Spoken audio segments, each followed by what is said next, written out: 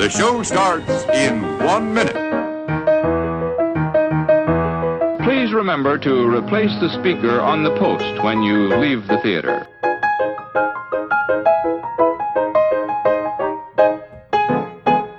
And now, on with the show. Hello and welcome to episode 88 of Saturday Matinee Theatre, brought to you by your friends at the LONGBOX CRUSADE. We are back in jolly old England with our recording studio set up deep inside Sherwood Forest. I'm your host, Jarrod, the yard sale artist. Joining me, as always, is the Little John. To my Robin Hood is Pap? Yeah, I'm going with it. Pap Sampson, a.k.a. DJ Cristados. How you feeling today, Cristados? Yawn. I'm tired, Jarrod. Tired? Oh. Tired. I've been sleeping on this forest ground. Mm-hmm. Feel something crawl up next to me, and I thought, oh man, this is kind of weird, but it's been a while since I've had some companions. Anyway, yeah. All right, that was weird. Thanks, Pap. As our behind-the-scenes secret watchers know, because we are recording this as a live recording for our Patreon family, a.k.a. the Crusaders Club. If you want to get in on that, patreon.com/LongBoxCrusade. I've already told them, but now I will tell the listening audience out there that Jason is out tonight. He will not be joining us, but we do have with us our lovable Friar Tuck. It is Delvin, the Dark Web Williams. How do you do, Delvin? Man, I'm doing pretty good. And is that pot roast? Yeah. Some potatoes? Smells delicious. I am starving. I'm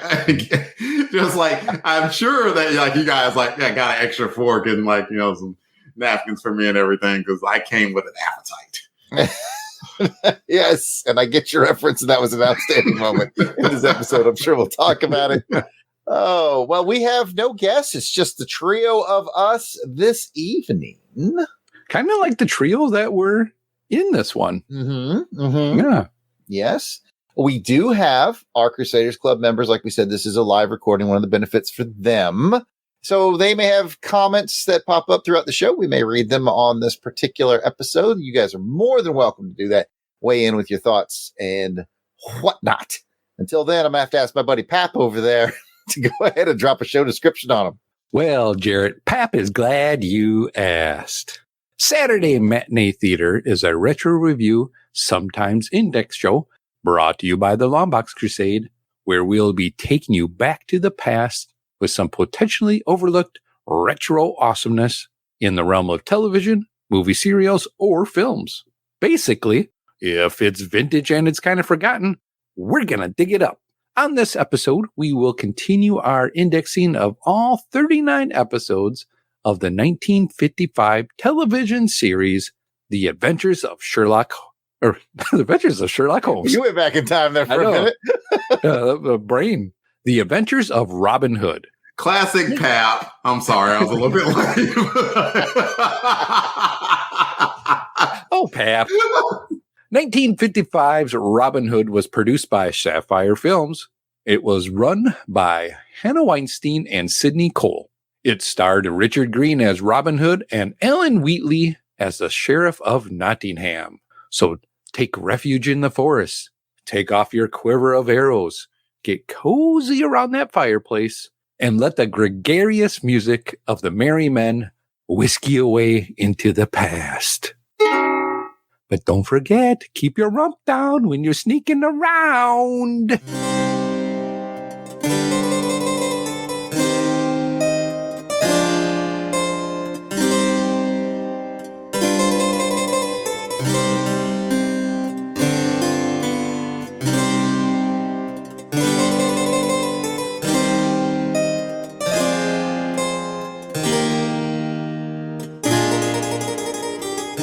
All right. Well, before we hand it over to Delvin for this episode's info, let's take a look, or in this case, a listen to a commercial that would have been playing at this time when the episode was released way back in 1955. This will help to get us in the right time frame of mind, if you will, and transport us back to the 50s. For this episode's commercial retro rewind, we have Maxwell House. Did you get a bouquet with your coffee today? Did you get a bouquet with your coffee today? In coffee, bouquet means a full, rich aroma, and Maxwell your eyes. Inhale that wonderful Maxwell House aroma. Let the aroma mingle with the flavor. You'll know at once that without this rich bouquet, no coffee can truly satisfy. Today, many brands lack that aroma so important to true coffee enjoyment. But Maxwell House is blessed with a rich abundance of it. No other coffee in the world gives you such fabulous aroma, such wonderful bouquet. Did you get a bouquet with your coffee today? Maxwell House brings you rich aroma, rare coffee bouquet you'll find in no other coffee. Get Maxwell House coffee, always good to the last drop. All right, gentlemen, it's time to weigh in. And since Delvin's sub nickname on screen today is Smell My Bouquet, I'm going to let him go first.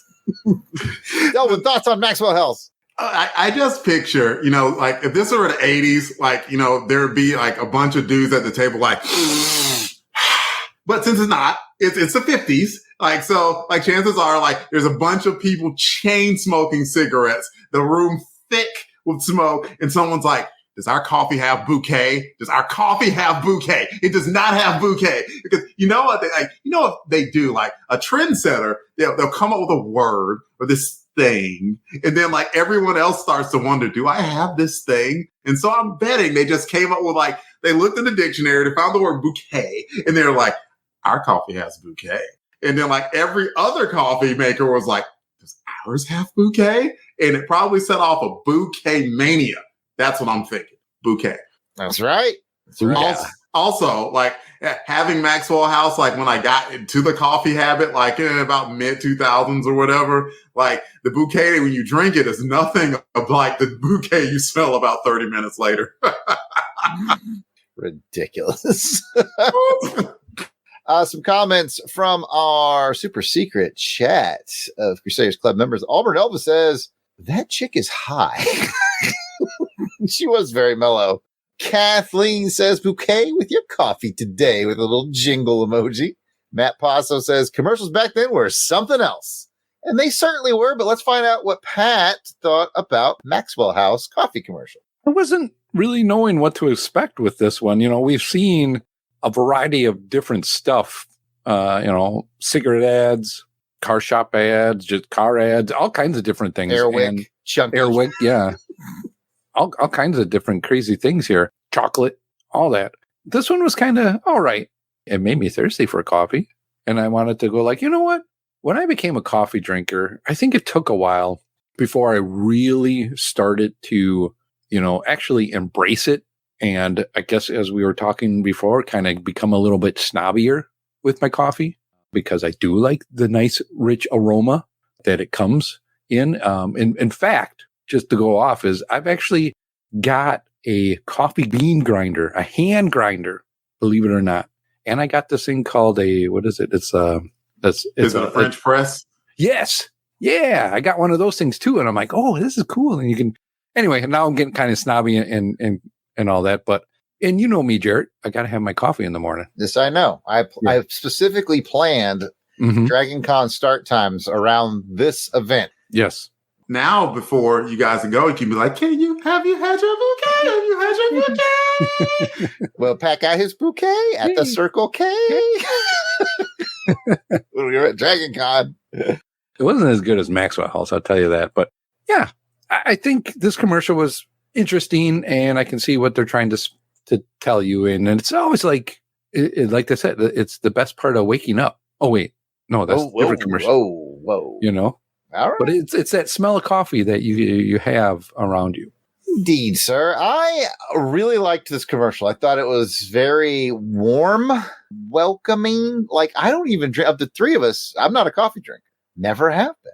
But man, that commercial worked because I was like, man, if I was down cozy watching some old black and white TV and it was rainy out, man, I'd be like, hey, pass me the bouquet, as Pat would probably say. Yeah, Maxwell House. Yes. I just thought it was real charming. I liked it. I liked the little jingle. It hit me right in the cockles. Mm-hmm. I definitely appreciate probably around maybe 80s or 90s. I mean, like that, like your TV shows, your commercials all had some cool jingle that they wanted you to remember. Now it's just like, here's a crap, buy it. And it's like, okay, I mean, I'm going to buy it. Can't you sing me a jingle? No. And it's double the price. I mean, Pat made a joke before, but all of us 80s kids, we can tell you the best part of waking up. Folgers in your coat. Yeah. Like everything by Menem.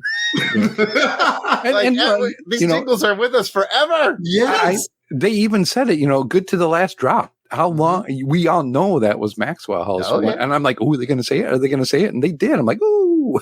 They said the thing. I need some coffee. We have never stopped being a simple people. Just give me a jingle and I will remember it. I don't know why. Like, I don't even want to remember it, but it just stays in your head like this earworm and it doesn't go away. Even McDonald's uses it. Yeah, they're still on the jingle. Yeah. Justin Timberlake came up with that. You know that, right? I did not. Justin Timberlake. They paid him like $2 million for that. Those and do like you make millions from that. Yeah.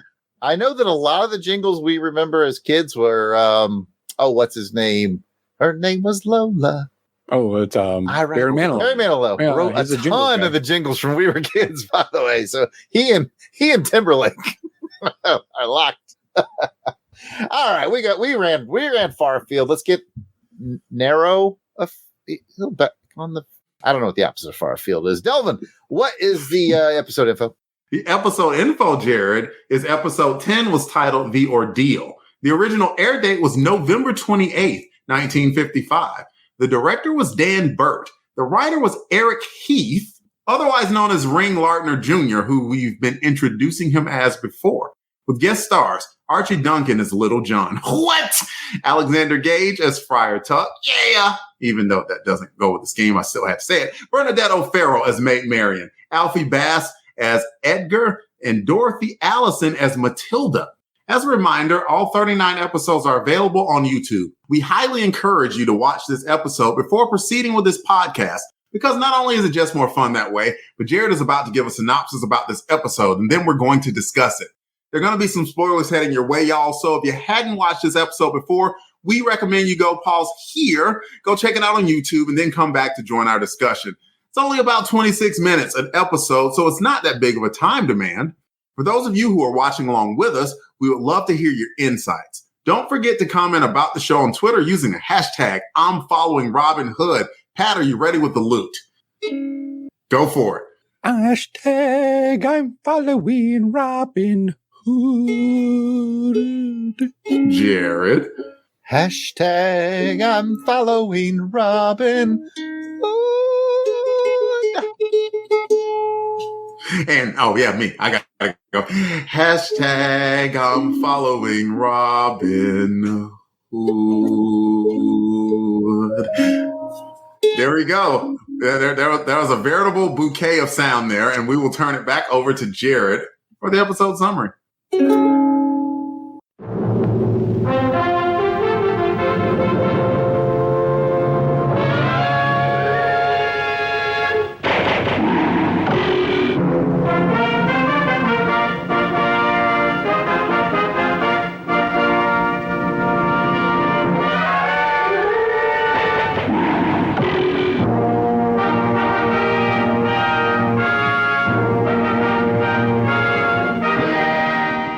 The nights can get lonely in Sherwood Forest, so when Edgar decides to sneak away from camp to go spend time with his wife and baby in the village, he probably doesn't realize that he is in for a bad time. Some shady characters from Alfie's home village kill a wealthy local and decide to frame up Alfie for the deed. It's easy to pin that kind of stuff on an outlaw, after all. But the upside of being a Sherwood outlaw is that you have Robin Hood, Little John, and Friar Tuck in your corner. And that trio does indeed take to the village to discover who's really behind the plot. But can they do it before Alfie has to prove his innocence by snatching a lead bar from a boiling pot? Yes, that's really part of the setup. Tune in and find out.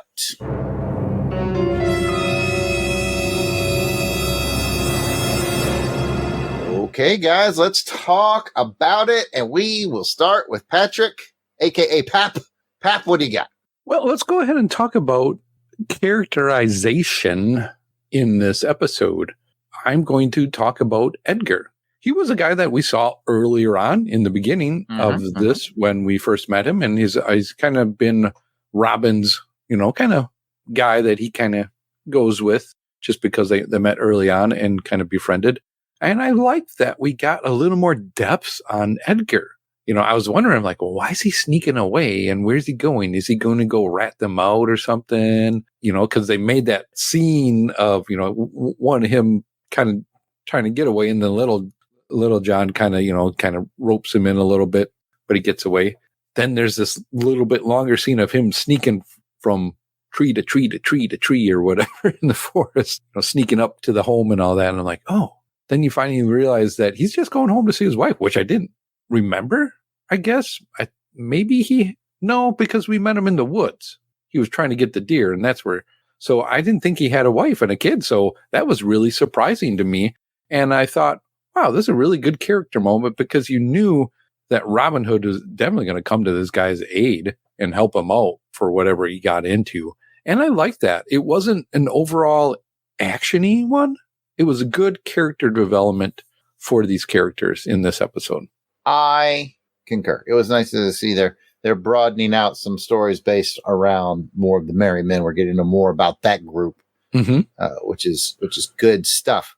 Now, while we're talking about this, if our good friend the Bold Outlaw is still in the chat, we are more than willing to have you drop in any fun facts or anything like that you have around this one, or its historical significance or lack thereof. Maybe this is a purely made for TV one. We're going to rely on you for that one, buddy.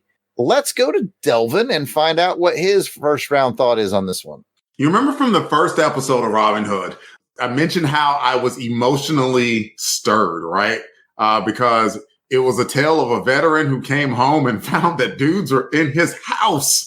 And I'm like, the what? What the what? I was not pleased at that at all. And so, like, man, I was very unexpectedly emotionally stirred on this one, because they're like, yeah, we don't know who did it. Let's pin it on the outlaw. You know how outlaws work with their outlaw ways, and they're just outlaws. And I'm like, I was like, I don't like this. I do not like this at all. Was not a fan of it, especially like when I found out what the ordeal was. And it's like, oh, well, if you're not guilty, just stick your hand in this vat of boiling water and pull out this metal thing. And if it doesn't blister, you're telling what? Yes. That's insane. Like, and then even when they found out what the guy who did it and how he basically bribed poor Helen was her name, right? Whatever the lady's name was, the demure one, like the kid's term, now very demure. She was like, it was like they basically bullied her into not saying it because they were going to call her a witch. Oh my God. It's like, You know how you prove you're not a witch? Trial by ordeal. Right. If you stick your hand in the same vat of boiling water and it does burn, then you're not a witch. It's a lot to keep track of. You're just a regular human. Because witches have boils. With a permanently warped hand. So yeah, my goodness, I was unexpectedly emotionally stirred. So I was very interested in seeing who done it at the end of it, because I felt very badly for Edgar.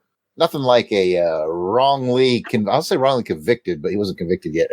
Wrongly accused. Yeah. Accused. Our friend Alan the Bold Outlaw did weigh in. He said this is not actually one of the ballads, but Trial by Ordeal is genuinely medieval. I'd say. I concur.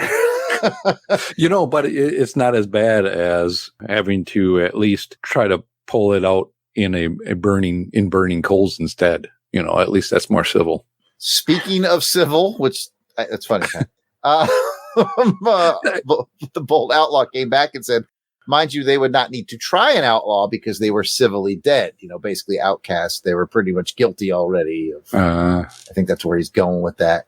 Since Jason's not here, I will take a turn. And I thought it was interesting how I think kind of what Bold Outlaw was saying, that they kind of played fast and loose with the whole concept of the outlaw, because, this was kind of a Columbo episode or a I was thinking Perry Mason. Yeah, or Matlock or something like that. Yeah. But Robin and his boys are sort of solving the mystery, but like they're walking around the village with impunity, solving mysteries and stuff. And it's like, And Holmesy. well, they're all outlaws. So why are they allowed to do this? But, it's, I think, to make for a good TV episode. But it was kind of answered, at least, because Friar Tuck really, really, really, really came through. That's true.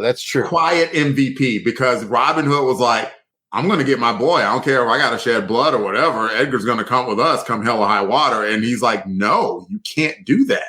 You can't bust him out of here and just escape, because he'll never be able to see his family again. And you guys will have a worse reputation as a result of it. It's like, you got to trust me and let me handle this. And so he took all of the ordinance and put it aside and said, they are here in peace.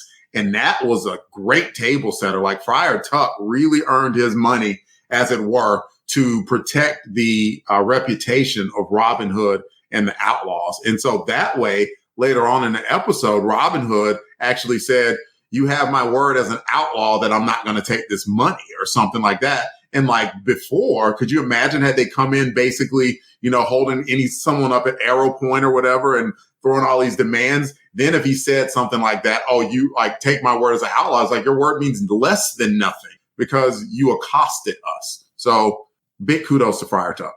I concur. And I like how he bought into the adventure the minute he saw that pot boiling and he thought there might be some stew involved. I love that. It's a boiled chicken. Would you quit thinking with your stomach for once? That's where, that's like, off camera when they're having they got a name from like snacks or something like that, lunch tray or something like, oh man, they're like, you could tell they're good friends. And because of that, not only was he able to rib them about the whole thing with the food, but he trusted Friar Tuck to take his weaponry away, because he knew that Friar Tuck was a good man and he had a very good plan on how to help everyone. Yes, indeed. And we'll bring it back to, is it you again, Pat? I lost it. It's like, I don't care. We're having a conversation. Let's say it's Pat. Sure. Let's go ahead and say that. It's my turn around. So yeah, this one was a little bit different. I mentioned it earlier, and the theme continued throughout everybody else's talk, that there really wasn't any action in this one at all. It was more of a detective-y, Law and Order-ish kind of an episode, which I liked, because you got to see Robin become, more mentally and use his thoughts and his words and trying to deduce where this was coming from, and did he actually do it? Did he not do it? I mean, once I figured it out halfway through, I'm like, okay, I know who it is.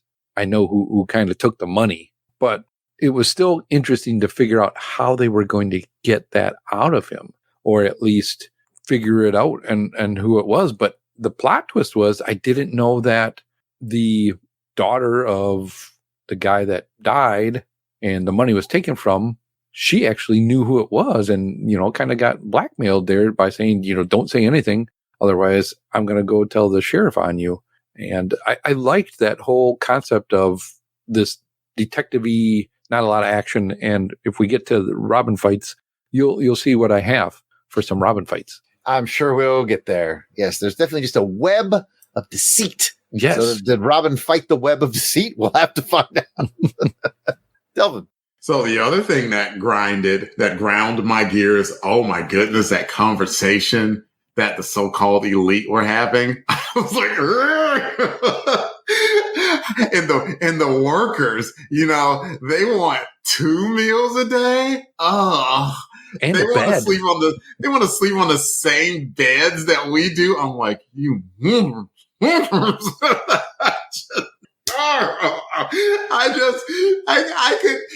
This is freaking a fictional story that was made like 70 years ago. And it was like, you see that spot in your heart, Delvin? You see that? Like, we're going to poke on it right there. I was not expecting that. Just hearing them say those words like they were, and treating like, they're like the crime of the people who are working for us is that they think that they are like us. I mean, because it started with the whole thing about Robin Hood, and they're like, well, he was kind of basically like us, and then he went to work for the poors. Why would he do that? Like, my God. I just felt like shouting Attica or something. My goodness. I was so freaking emotionally involved at that point. So yeah, I need these people to get their comeuppance. I mean, like at the end of the episode, it certainly was shown that once again, the sheriff and the people who run in town weren't necessarily the noblest of people, even though they thought they were. That, you know, they may have the title of nobility, but they certainly are not noble people. And so I'm glad that at least that was revealed with, man, at the end of these 39 episodes, like somehow Robin Hood was able to freaking undress all of these jerks. I'd be very happy about that. Didn't realize when we launched 1955 Adventures of Robin Hood, we were going to radicalize. Oh my God, man. I was amazed at how much I was stirred by it, but like I shouldn't be, but I was, because I guess if anything, to put a kind of happier bow on it, even though that is happy to say that this stirred me, right? As opposed to, oh, this is boring or it didn't entertain me. It stirred me, and it continues to do that. Like, I mean, this is episode 10, and we've so I think I've only maybe missed one of them. And I've just been very impressed with the writing and how they've been able to tap into just a little bit of the humanity. Bold Outlaw had a comment and just said he definitely feels that there was a bit of Ring Lardner Jr.'s experience with the blacklist on this one, just maybe how he wrote, and it's very possible. So I just wanted to bring that up too. By the time we get to episode 39, Delvin's going to be like, equal rights for medieval England citizens. The fiefdoms are not equal.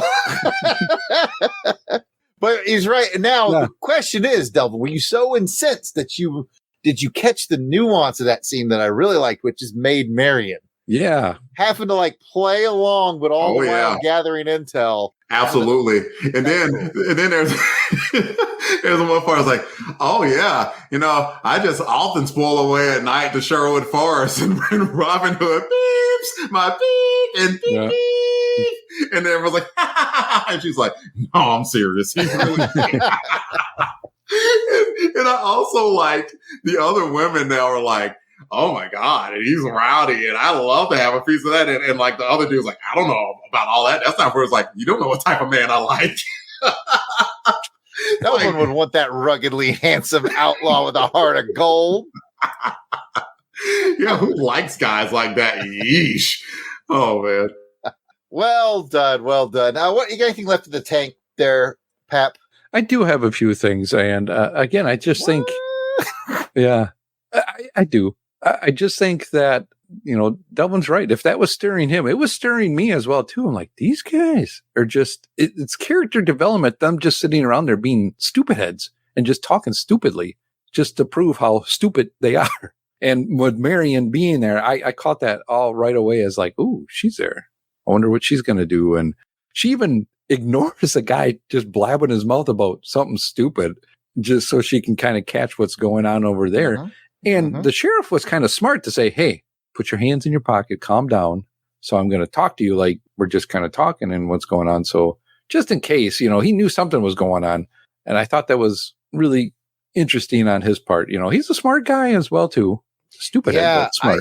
You just reminded me of that detail of how Marian was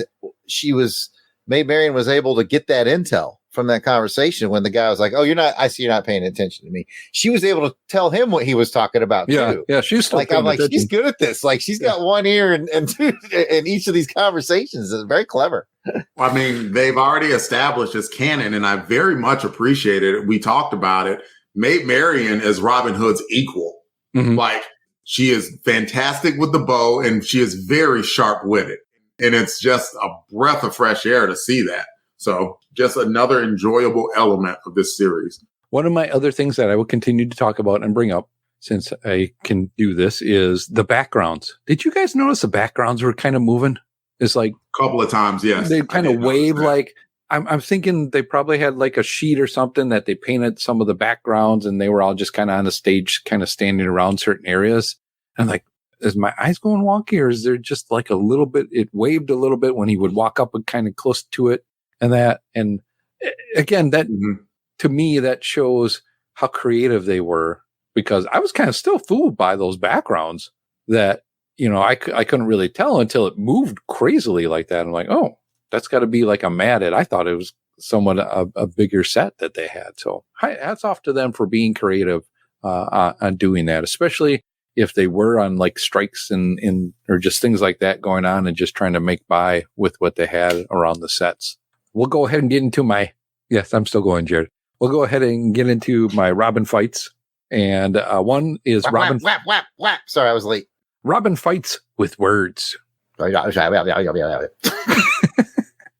Next is Robin fights with his eyes. Did you see him give that guy that stare? It was like he stared down that guy real quick, and the guy backed off. He gave that guy that looked like try me. Yeah. Try me. I mean, like, he's good with an arrow. He's good with a sword. But man, those eyes, he gave him that stank eye and just like, you want to get crazy? Let's go crazy. You want to get nuts? Let's get nuts. And then Robin fights Humphrey's hand as he grabbed that guy. Oh yeah, he punked that dude. Like, and I looked at that and like my thought was, I don't know if that's necessarily the grip that would get someone's hand like that, but I also thought Robin Hood, to be an expert archer, has to have very strong hands, hands and arms and shoulders. So it's very possible that like that was just one of the, like, you're gonna mess with me? Do you know how strong I am, dude? Like, I will mess you up. So just another little subtle. I mean, you have to throw a punch sometimes. Like, I've already proven I'm stronger than you. If you want to take this further, then like, okay, you're just going to get hurt. Mm-hmm. Exactly. That's all I have, Jarrod. You sure about that? All right, then I will get into the fun facts. And, if any of our Crusaders Club members are still out there in chat land, whilst I'm reading these fun facts, I would love to find out what your favorite version of Robin Hood is. Who's your favorite Robin Hood actor? Let us know in the chat. All right, let's get to fun facts. I'm going to talk a little bit about Dorothy Allison. She played Matilda, which was Edgar's wife. First of all, this is not in the fun facts, but this is sort of like fun opinion. I thought she was very pretty. She was an Australian stage, film, and television actress. She's known for See No Evil in 1971, The Nun Story in 1959, and A Cry in the Dark in 1988. Anyway, she initially was working as a secretary and spent a lot of her professional life in London, where she got on with the show and did a lot of her acting roles. And then she returned to Australia in 1980 to do a miniseries. The miniseries is called A Town Like Alice, and it was released in 81. And it was so nice for her to be home that she just stayed there. She stayed in Australia for the rest of the 80s. She was married to Leslie Linder, and then she moved back to London in her, I don't want to say waning years, but she died kind of young. She moved back to London and died there at the age of 66 in 1992. So that's Dorothy Allison, basically born in Australia, was a secretary and moved to London, England, and then got a whole bunch of acting jobs, and then moved back to Australia for many series, decided to live there. And then in her later years, she went back to London where she passed away. So that's her. And I would definitely recommend checking out See No Evil from 1971 from her filmography. That's the one that I have seen. Was it a horror movie? I believe it was. Yeah, I want to say it was like one of the British horror movies. I think they made one every 45 minutes between like 1965 and 1985.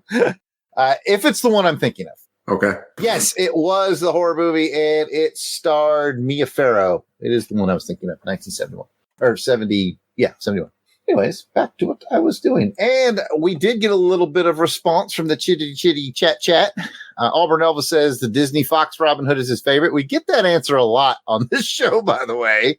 Our good friend, the Bold Outlaw Alan, said Errol Flynn and Michael Prade, I think. I need glasses like Delvin. Are my favorites, but a lot of runners-up, including Richard Green, who's our guy here. Most underappreciated Robin Hood is Patrick Bergen from the better 1991 Robin Hood movie. Ooh, I might need to see this 1991 Robin Hood. And our good friend, Captivating Kathy Bright, the MVP, says she loves the Disney Robin, but she will go with Jonas Armstrong from the British series Robin Hood. Another one I'm unfamiliar with. So there's so many different Robin Hoods out there.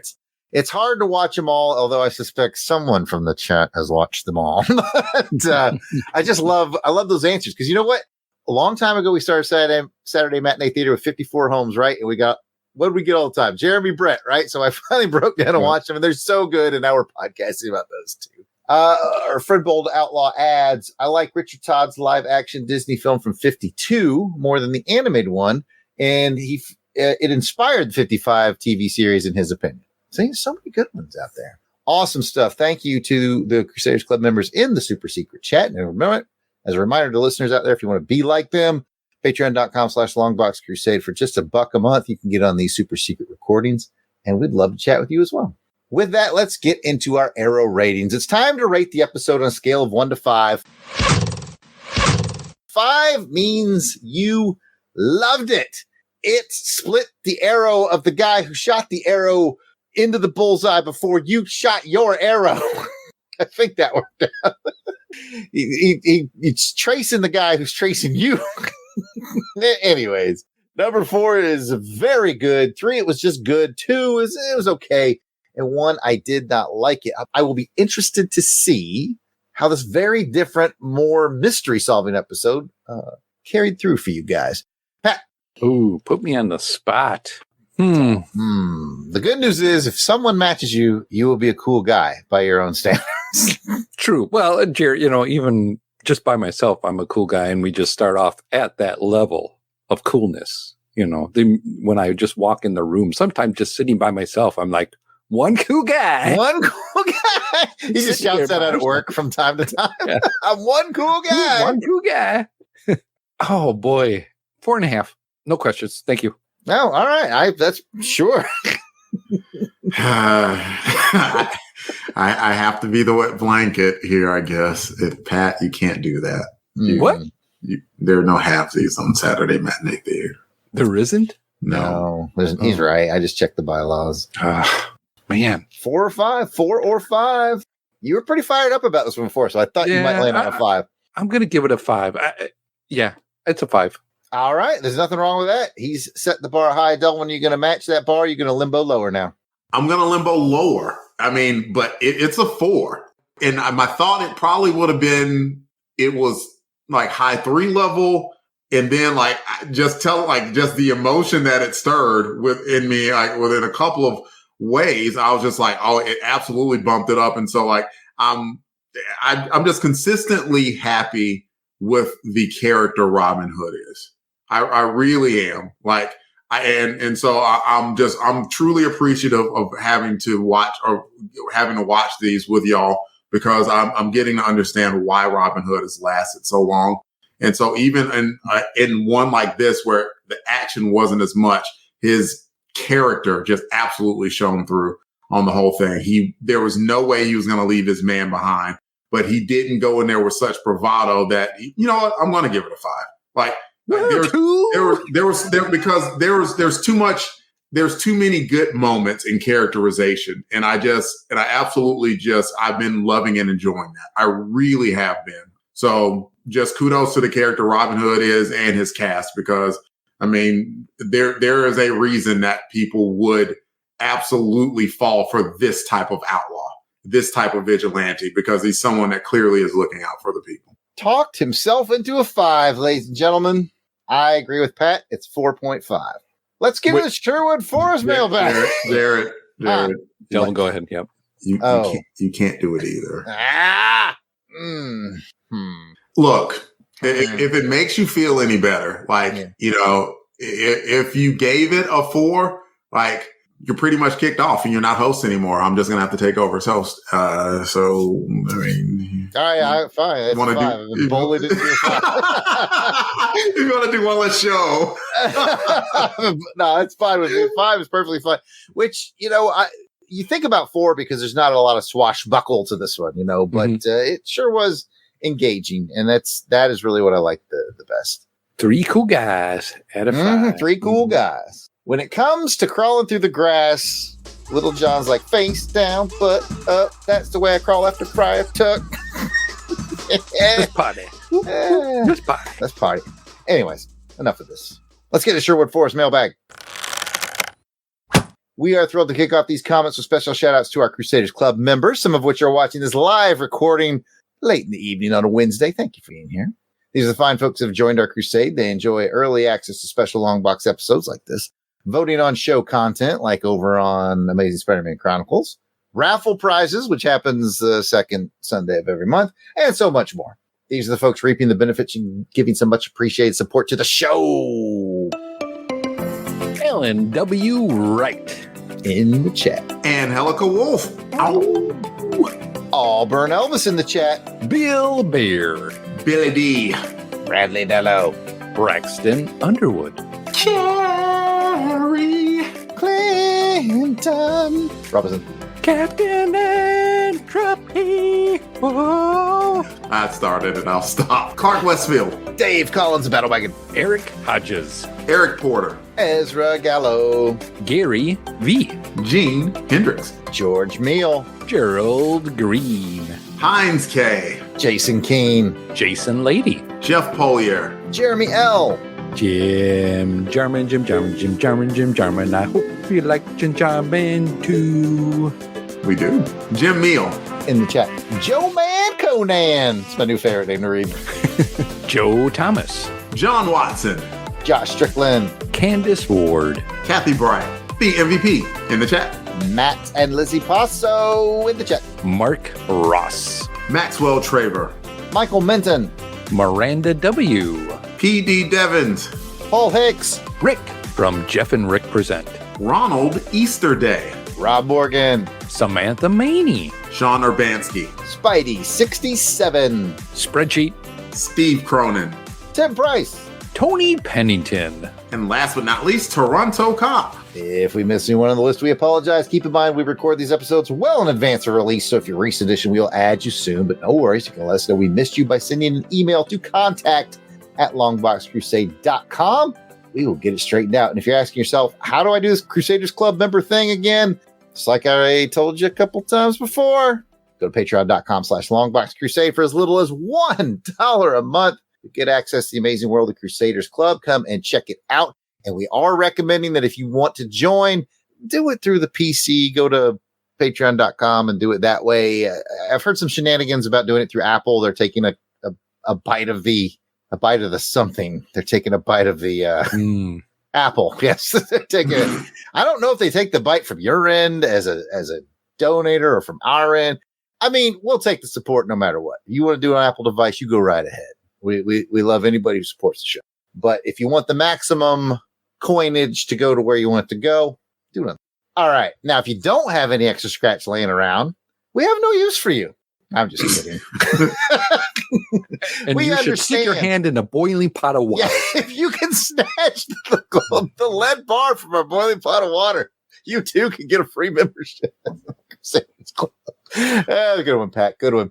But seriously, times can be tough for folks out there. And if you want to help out, but you don't have a lot of extra scratch laying around, no problem. Just write a review for the show or leave a comment, a like, a retweet, a share. It all goes a long way. Speaking of shares and retweets, let's talk about some that we got from episode 84. That's when we did episode 8 of Robin Hood. It was Queen Eleanor. We all really liked Queen Eleanor. She was pretty cool. Mm-hmm. She liked her some Robin Hood as well. She said she was just a little younger. Let's talk about the folks who shared that one. Go ahead, Pat. We'll start off with Alan J. Porter. Coffee and Comics. And in our chat, Robin Hood, the Bold Outlaw, also shared it. We got some comments. Pat, you want to take that first one? You bet I will, Jarrod. I'm going to take one from AU Kathy in the chat, Kathy. And she says, I do pick a certain toothpaste, LOL. And she picks Crest 3D Whitening. Do you remember why we were talking about toothpaste? This was the Gleam one, wasn't it? Yeah, it was the Gleam toothpaste commercial. Toothpaste, okay. We've done so many commercials now. It's like, I remember that commercial. What about the next one there, Delvin? The next one is from Clinton Rawls. He says, I actually just watched a really interesting Robin Hood film, Hammermaid, a challenge for Robin Hood. Is that MC Hammer, perhaps? You know? I think they're probably talking about the Hammer Film Company from England. Oh. But it could have been MC Hammer. I I'm just saying, guys. Come on, Little John. Friar Tuck's like, all right, I can't do this anymore. I quit. And he's like, no, you're too legit. That's where Little John got a bumps in the hook. Bumps in the hook. Oh, He likes to do it with the bumps in the hook. And we are off the rails. I will bring us back. We got one more from down in the basement. Clinton Robinson says, he does enjoy riding in the glen with his merry men. And we'll just, however you want to interpret that is fine. As a reminder, you can always email us your thoughts, or if you feel like listening to your voice on this show, you can leave a voicemail. Dial the following digits: 707-532-5269 or 707-532-LBOX. Pick up the bouquet. Ah, yes. That's the best part of dialing up. That's right. So leave us a voicemail. We'll be happy to play it on the show. I want to read one more comment from our bold outlaw. He says, Hammer made several Robin Hood films, including The Sword of Sherwood Forest, with Richard Green as Robin Hood and Peter Cushing as the sheriff. Oh, my. Jarrod peeked up instantly. So he's going to be finding a way to watch and listen to that. And while he is frantically looking online for that, that is it for this episode of Saturday Matinee Theatre. If you'd like to hear more from us in the realm of comics, check out the LONGBOX Crusade. Pat, where can they find that? Well, Delvin, I am glad you asked. You can find the LONGBOX Crusade on all of those fine podcatchers that are out there on your devices. Or you can just go to www.longboxcrusade.com or find us on X, Facebook, Instagram, and YouTube, all at LONGBOX Crusade. Back to you, Delvin. Well, if you want to hear more from us on our trek of all things James Bond, you might want to check out On Her Majesty's Secret podcast. Jarrod, where can they find that? Well, you can find us in lots of different places.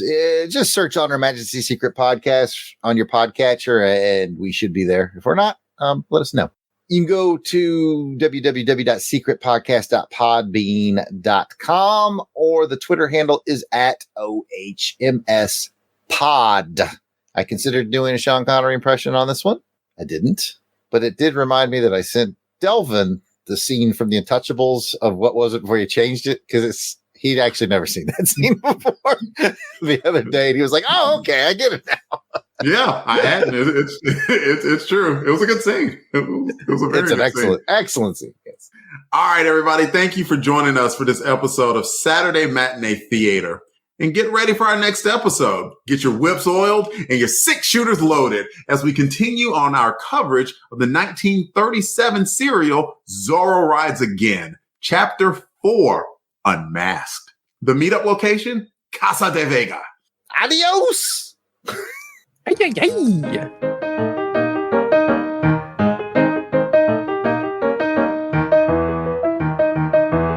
Please remember to replace the speaker on the post when you leave the theater.